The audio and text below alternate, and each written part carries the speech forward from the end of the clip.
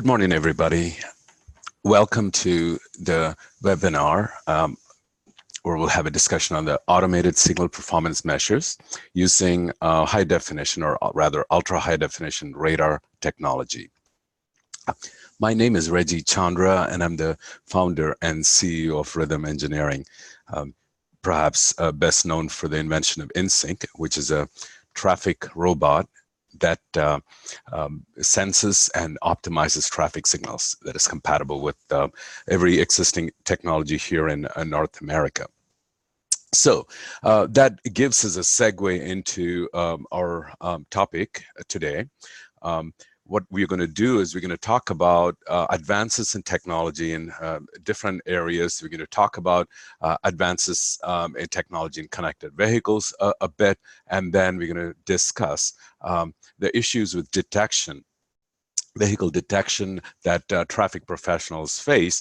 And then I'll introduce a technology. It is rather new. It has existed in various forms, but perhaps for the first time, it is coming to the traffic industry with the functionality that nobody else can offer. And then we'll talk about the performance measures. I'll show you some screenshots, and then we perhaps can dive into an actual installation and see how easy it is to create charts and graphs that are meaningful, that helps us analyze different performance measures for traffic signals.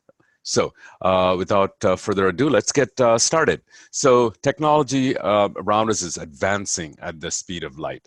Before I go further, please hold your questions for now. The webinar probably should last about 30 minutes. And after that, we have half an hour, or if I need to stay longer, I will, to answer any questions that you have. So if I'm saying something that you want to delve into deeper at a later time, just make a note of the question, and at the end of the webinar, after 30 minutes, you should have opportunity to get all your questions answered.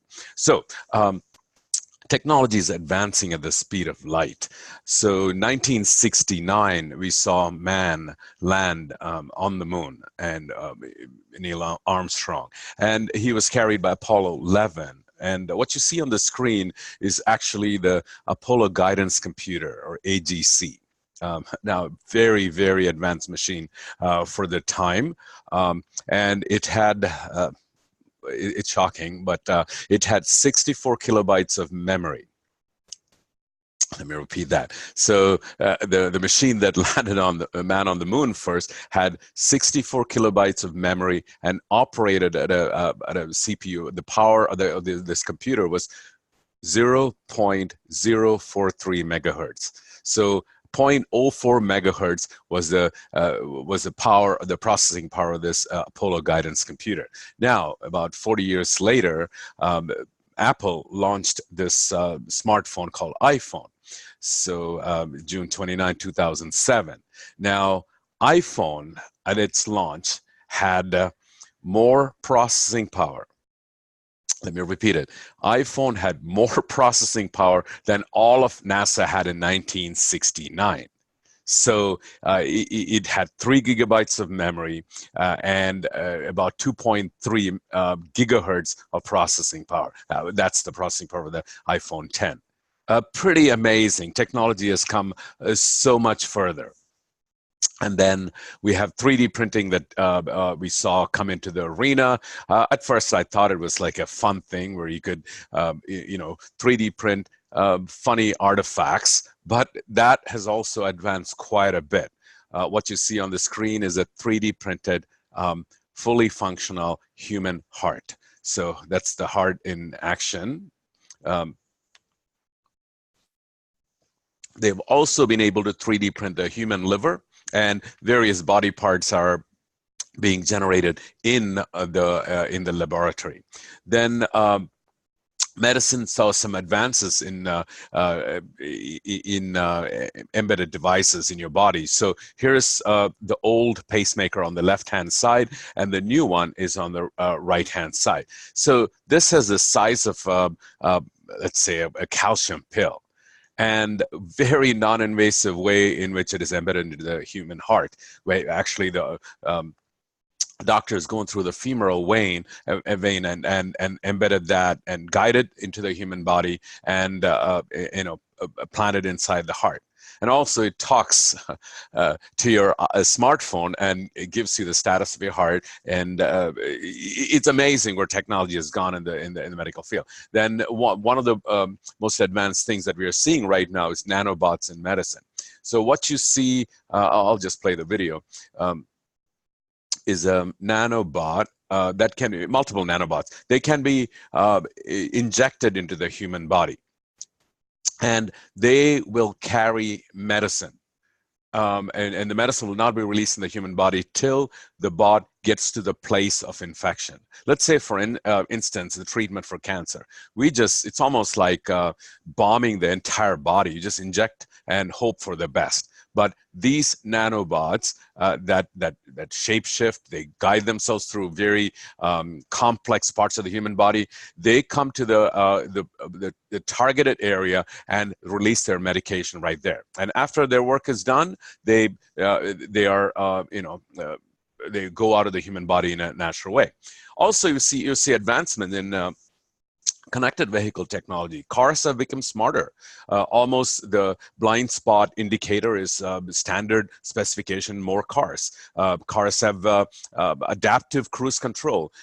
Certain cars can navigate themselves. They use cameras and radars to adaptive cruise control and auto navigation. And everyone's talking as if the V2V or the vehicle to vehicle or vehicle to infrastructure communication is it's happening, it's almost impending. Auto manufacturers are committed to the connected vehicle technology. So SAE, Society of Automotive Engineers, has standardized the DSRC protocol. It's been tested in several agencies. Rhythm being a smart cities company, we also have a approved, tested and proven product in DSRC. We offer V2V and V2I. So we actually can have a device connected to your car that'll change the signals over DSRC. It's been tested and it's been implemented in one different area in the country right now. It's a thing of the future, but visionaries in traffic engineering, DOTs are forging ahead with this technology.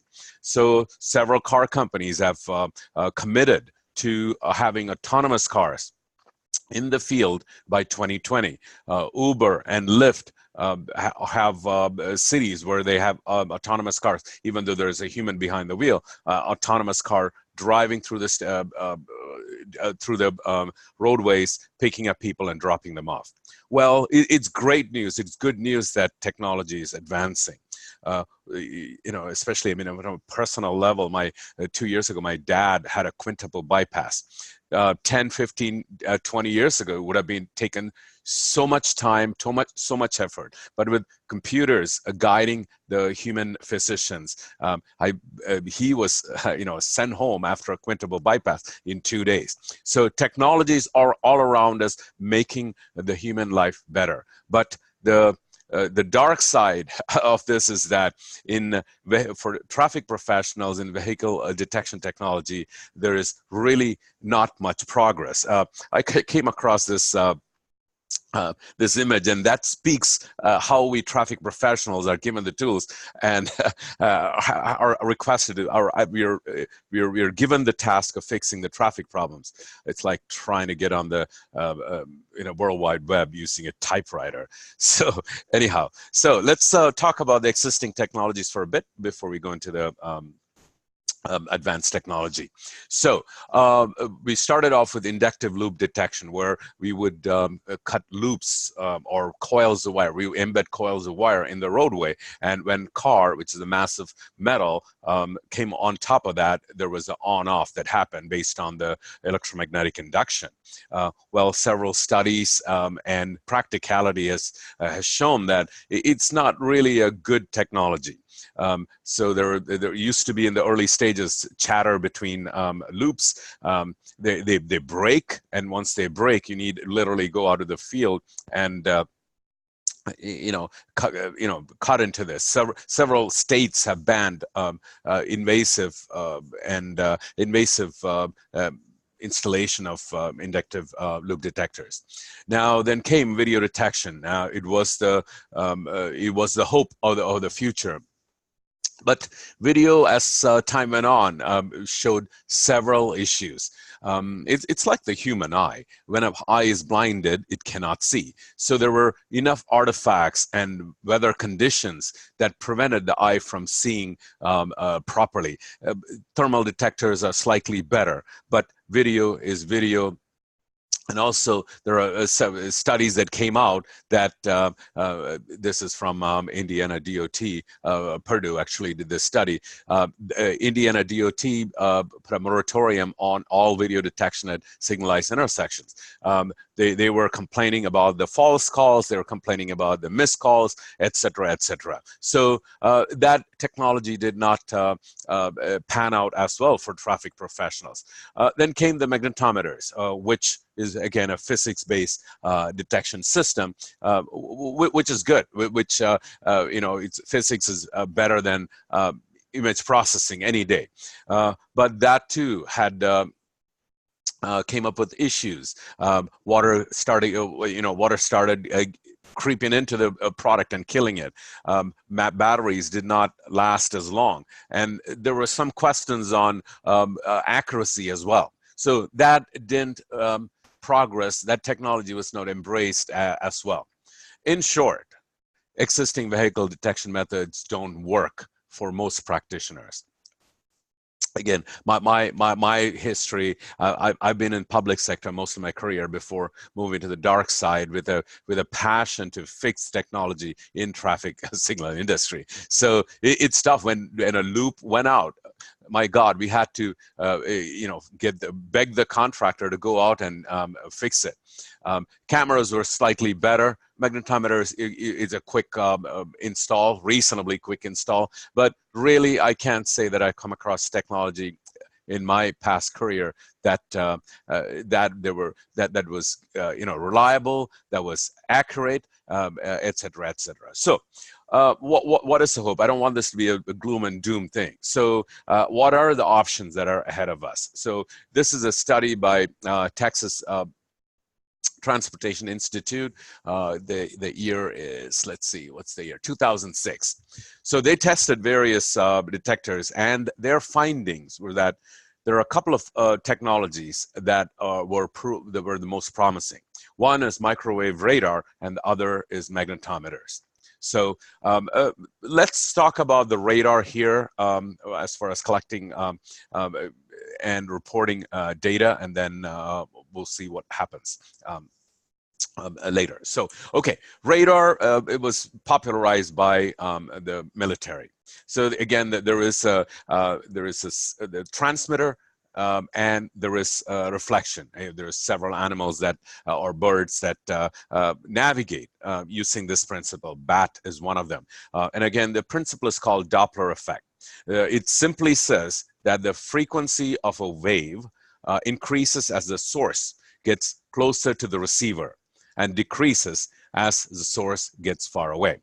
And again, from this, you're able to calculate the speed, which is proportional to the change in frequency between transmitted and received waves.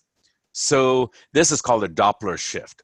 Pretty reliable technology, and it has since used since World War II and has proven to be quite reliable. This is actually the SBX radar owned by the US, which is called SBX, sea-based X-band radar. It floats around to places where we need it to go, has about 45,000 transmission and receptor modules. And the accuracy is simply amazing.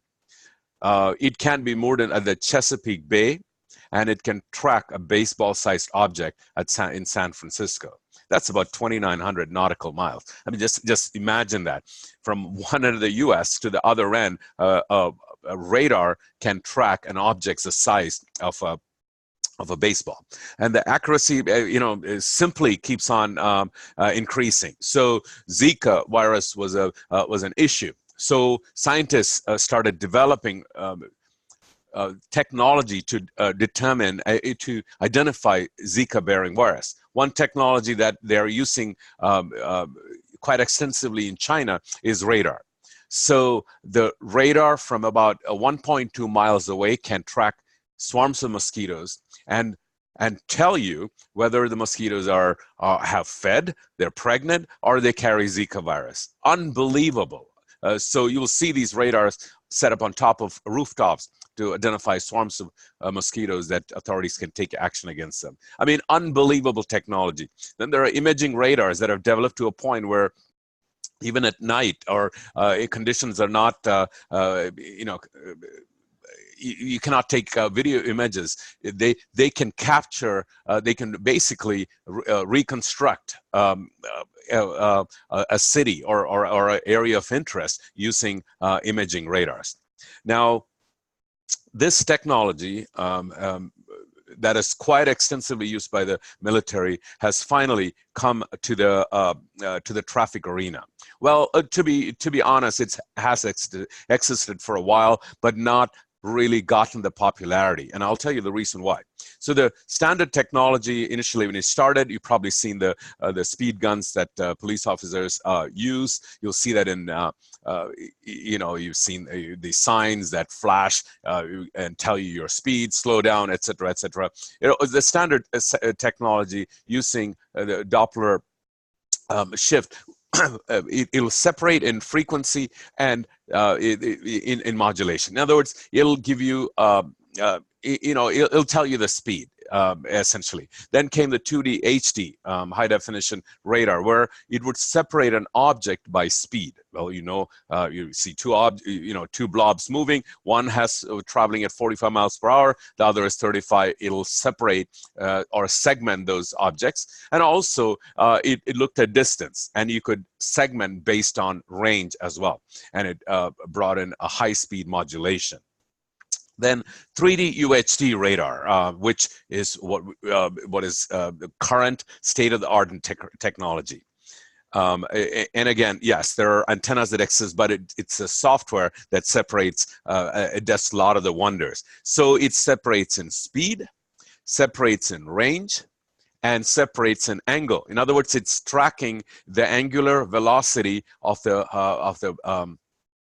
vehicle or the object of interest all the time.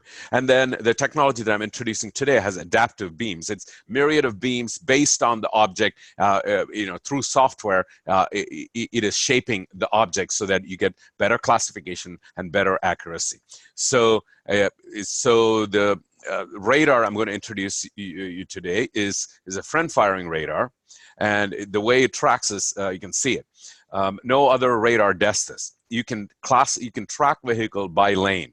It's a friend-firing radar that provides advanced detection and presence detection and as much data as any traffic engineer wants. It's like, oh, wait till I get into the data visualization part. It works on weather, light conditions, day or night, and the accuracy is enforcement rated. In other words, well, we don't do enforcement or give you data for enforcement. You can capture the speed of the radar and a picture of the radar, and that is good enough for court. In other words, it is rated for accuracy in the court of law. So here you go, and it can be mounted normally on a mast arm. Or a luminaire arm, depending on where it is, and there are techniques where you do it. It's pretty simple, and it covers up to 1,000 feet, 300 meters. Just think about it.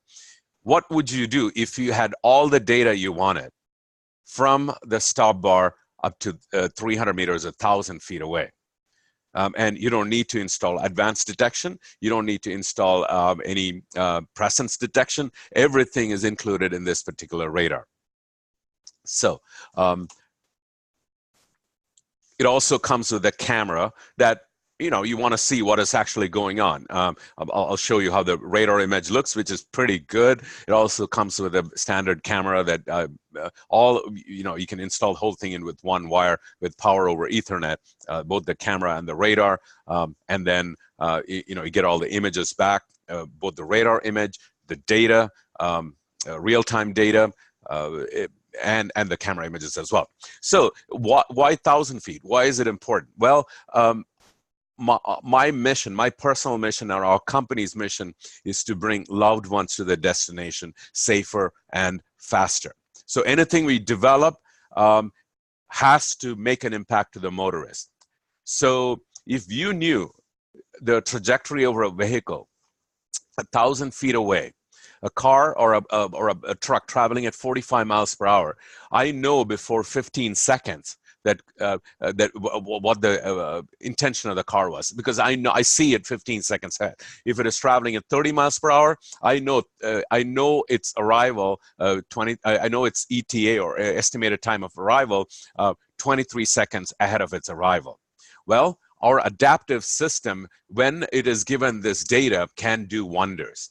I'll talk about InSync and how we use this to manage traffic down the road. So let's look at the radar in comparison with inductive loops. Presence detection, yes, inductive loops, video, thermal, Hawkeye, they all can do it. Bicycle detection, loops are inaccurate, video is inaccurate, thermal is inaccurate, even though thermal does a better job than anything else. Advanced detection over 200 feet. Well, you need to install additional detectors. Hawkeye goes up to 1,000 feet. Vehicle counts,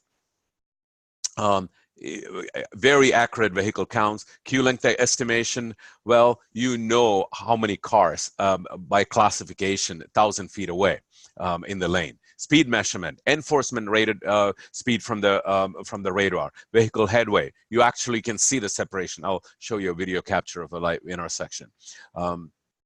Vehicle gap, dilemma zone detection, wrong way warning.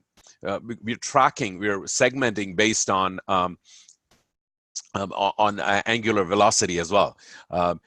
Incident detection, if somebody's parked for a long time, we know that an object is there where it should not be, and we can report that. High resolution data for data visualization. Vehicle detection, range over 1,000 feet, estimated time of arrival as well.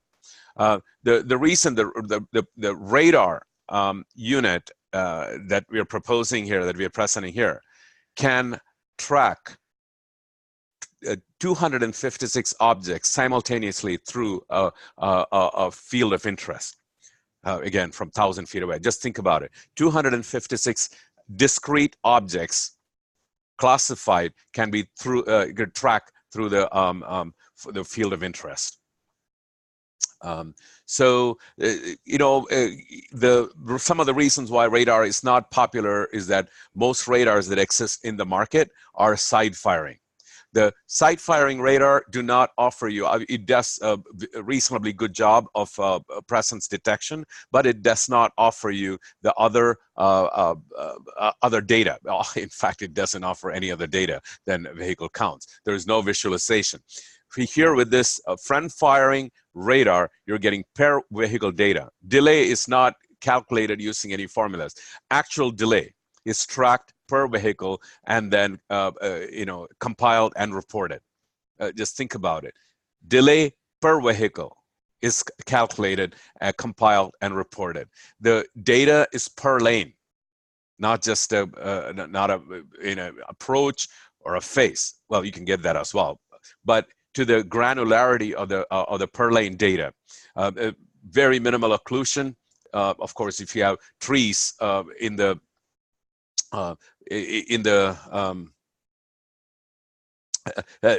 way path of the radar, you won't be able to go through it. So as long as there are no objects preventing your cars, life is good. And it offers extensive data. We'll talk about it. Advanced detection, presence, and advanced accurate speed reporting. There's, I can't even begin to talk about the data that is visualized. We'll get to that slide. So continuous vehicle tracking, we talked about it, high resolution data. this is the slide that I showed earlier when I started the webinar. You'll see some of the classification. So for us in this, right now for our application, we consider bicycles and motorcycles as a cycle. So, and you can see the difference in trucks, cars, and also it's identifying, you can set the thresholds. You can see some of the motorcycles morphing into cars. It's because the radar the threshold needs to be set accurately so that a small car is a small car, a motorcycle is a motorcycle, etc., etc. So this is a view of what is happening. So the yellow line that is sticking in front of a vehicle, you see its distance changing. The length of that changing, that is an indicator of the speed of the object. When it's slow, that yellow line is slower. When it's traveling at a higher rate of speed, that is essentially turns into a longer line. Let you take a look at it for a second, and then we'll talk about the data that you can get out of this. And you can see we're tracking every object as a discrete object.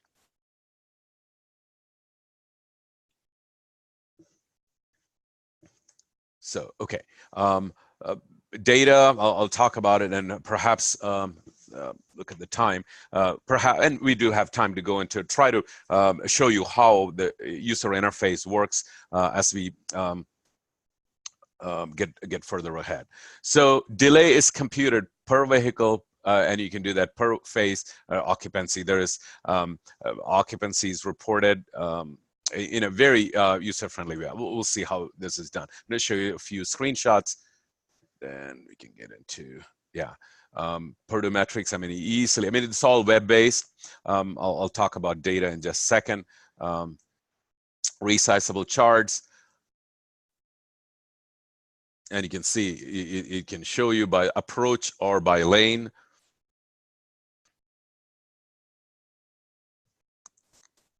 What I like is really a lot is the,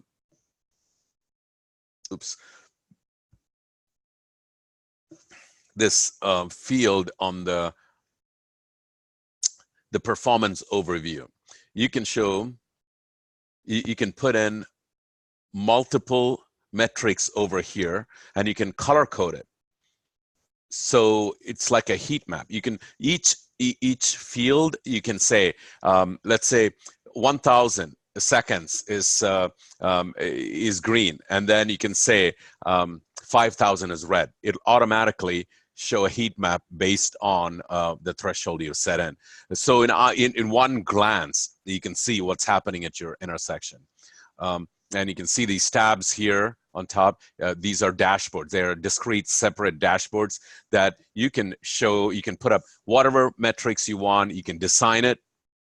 You can show live view of the intersection. You can have other detailed statistics. You can have intersection view and charts like whichever way you want. Maybe you say, I just want to see arrivals on red and arrivals on green. You can throw that up, or you say, oh yeah, I just want to see Purdue metrics. Or you say, hey, I want to see this is how I want it to be. You can drag them, drop them, size them any which way you want on your tab or your dashboard, save it, and you can have multiple dashboards. It's like as much data as you want. And also, we will custom create display for you. In other words, you're saying, we have per vehicle data. That we are saving, but data is a major thing. You can't just display everything for the ease of use. So we have some data that we can start with, and then you're saying, for my agency, I want this chart. Easily, without any additional cost for you, we can get you the chart, add the chart onto you, and drop it into your account. That you can do it. It's all web-based. Let's see. Yeah, and this is, again, no additional detection methods need to be installed. No additional loop or video or any other additional detectors are needed. Present speed, estimated time of arrival, occupancy, to recap, delay per vehicle, including level of service, automated signal performance measure. And you're saying, okay, this is great with advanced. I want to know globally what is happening. So we have another solution. It's called InTime, which is basically a thing that plugs into your cabinet as an antenna that collects travel time. It can also be pole mounted. It's basically it's travel time estimation between 2 points using wireless sniffing technology. So playing the video here. So you have 2 points, the data aggregator, a car comes to point A, its MAC address on the cell phone is captured and hashed for anonymity, and the same car crosses another point, and then what you do is, there is a match in the hashed MAC address, and the delta and the time is the travel time. So you get you deploy, and it's extremely inexpensive. It's like, for this year, it's like $1,500 per node for installing the InTime device. And the another beauty of that, like I said, we are in the business of actionable information. So next year, for what will happen is that this is unprecedented in the traffic signal industry. What we're going to do is any traffic signal optimization systems, you have to input the speed or the travel time between 2 signals.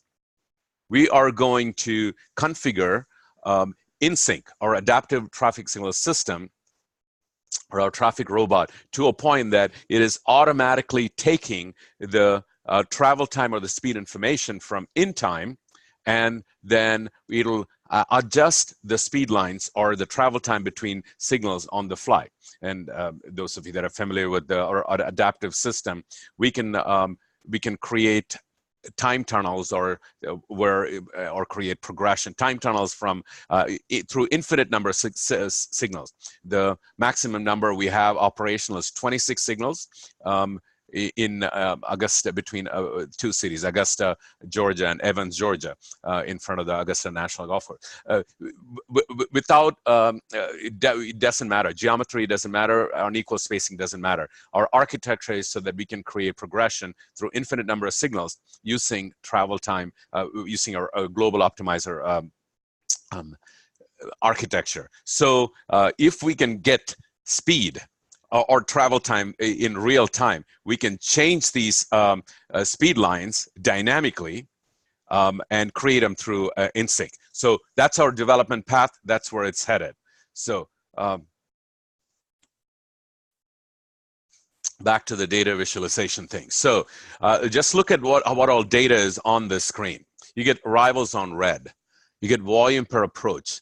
You get volume per face, passed on red, headway, total delay per vehicle, and per face.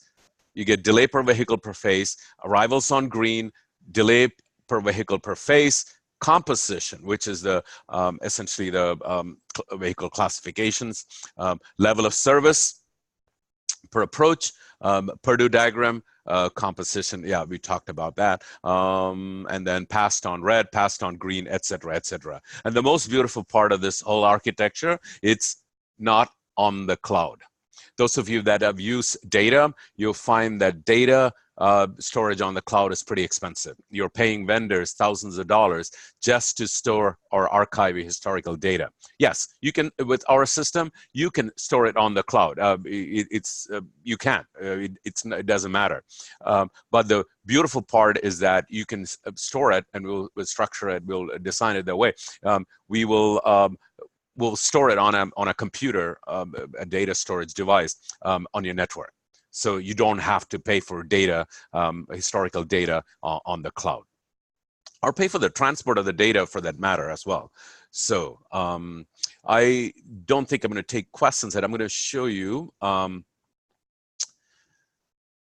going to show you essentially a demo of the user interface.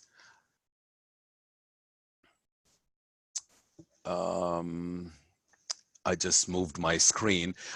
Can you see a chart with view, data view, and about 6 charts on the left? If you can type in yes on the chat box. Okay, perfect, perfect. Okay, great. I'm going to show you the UI, how simple it is. So this is a pre-made tab. You can drag and drop things.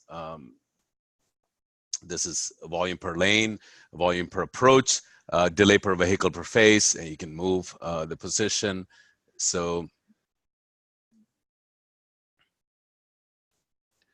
it shows you where each of the movement, and these are all color coded. These movements are color coded. Like I said, you can set a threshold where you want it to be green or red, and it'll show. So in one view, you can see the whole thing. You're saying, oh yeah, I want to see what's happening at this place. I just simply click and drag, and it'll expand that. Or you're saying, oh, I want to see this full screen. And I'll show you how to set up the whole thing. It shows up there. I want to see what exactly happened at this point, and it'll zoom into that point and give you the data between the points as well. So let's go back here. Close full screen. All right, let's go to create a new tab. We're still doing good on time. I will take about 5 minutes to do this. And then you can do, I don't want to see live scan. I want to see base layers. So these are all of the data that you can get. So, and each of them, so let's say arrival, they drop down. So say, I want to see arrivals on red, and it pops up there. And then you say, time, this is running off a virtual box. This is not a live connection because Murphy messes up most of the time. So I want to say, I want to pick a time range. I click on it, and I say, I want to see last month. You can do yesterday, this week. You can do custom ranges, 15-minute. Say last month. I'll just say last month. So it's pulling from the database. And that's what it's showing. Arrivals on red for that face. You can, like I said, you can zoom in, resize it, move it. And essentially, you know, we are giving you the power to create a dashboard exactly as you want it. So you say, I want to see vehicle composition. I think I'll let 1 day's worth of data, but it doesn't matter. I'm just going to say time range. Oh, actually, don't need that. I just do this.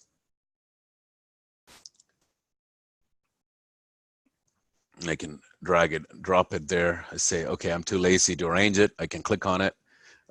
It automatically arranges on the desktop for you.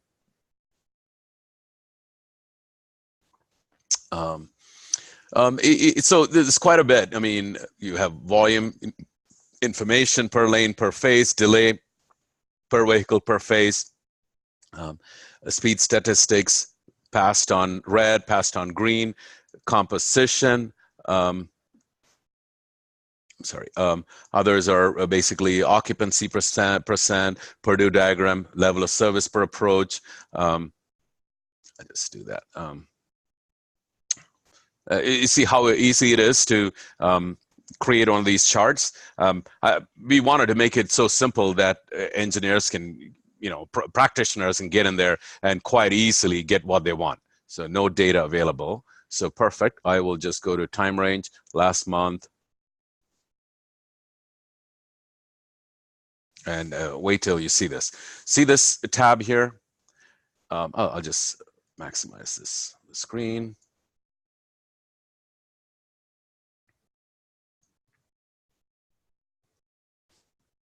Okay, so it says presence zone. You can actually get either presence or advanced data right there.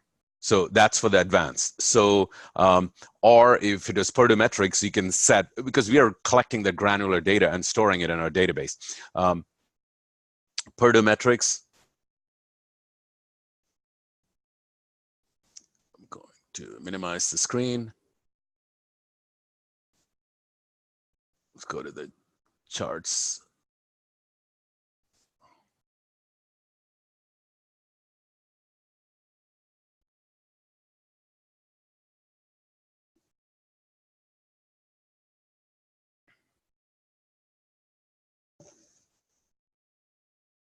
One more minute and I'll be taking questions. Already I see multiple questions. So like for perdometrics, you can say it's in detection areas in meters, but say you want it from about 40 meters. It'll go and collect that data and report that as well. So it's almost as if all of these are advanced detectors, and we have the data from each of those points from the stop bar, or actually from the radar unit. And here's what I said, like you want to do the color. So let's say 4500 is green, and let's do 5000 as red.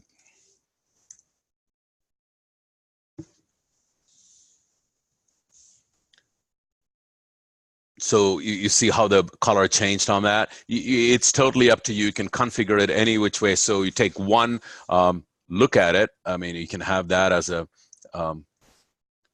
single chart on your one of your dashboards, and you're able to see what is happening at your intersection. This is probably my most favorite chart because in you putting stuff up, and then you can see what you see on the screen.